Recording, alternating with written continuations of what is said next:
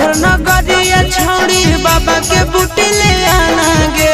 जाही तो देवघर नगरिया छौड़ी बाबा के बूटी ले आना गे।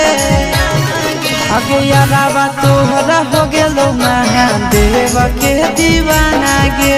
यारावा तोहरा हो गेलो भोलेनाथ के दीवाना गे। भरी चिलो में हमारी मोची सवा हमारा के पिलाना गे। भरी चिलो में हमारी मोची सवा हमारा के पिलाना गे। यारावा तोहरा हो गेलो महाकाल के दीवाना गे। यारावा तोहरा हो गेलो बम बम भोले के दीवाना गे।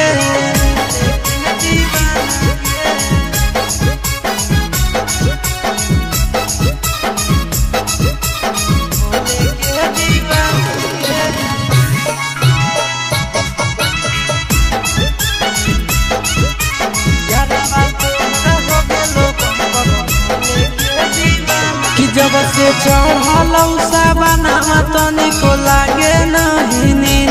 हरदम लेके मोबाइल देखहियो भोला बाबा के सीन।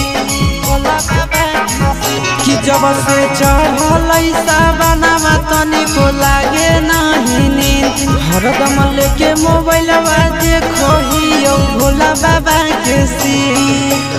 पीबो खाली भांग गांजा खैबो न तनिको खाना गे। पीबो खाली भांग गांजा खैबो न तनिको खाना गे। यारावा तोहरा हो गेलो महाकाल के दीवाना गे। यारावा तोहरा हो गेलो भोले बाबा के दीवाना गे।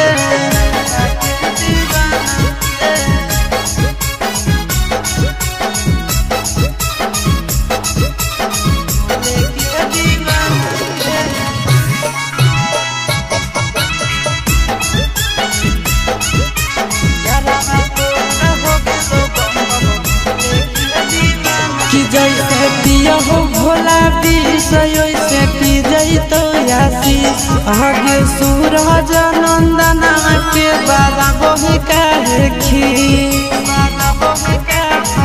कि जैसे पिया हो भोला विष वैसे पी जैतो आशीष। आगे सूरज नंदना के बाबा बही काहे बाबा से कनेक्शन जुटल हकई बड़ी पुराना गे।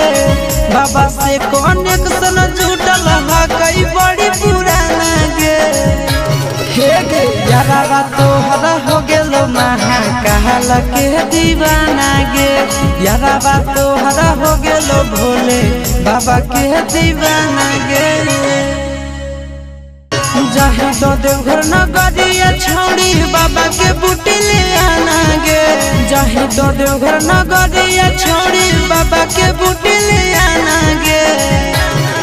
आगे यारावा तोहरा हो गेलो महादेव के दीवाना गे। यारावा तोहरा हो गेलो भोलेनाथ के दीवाना गे।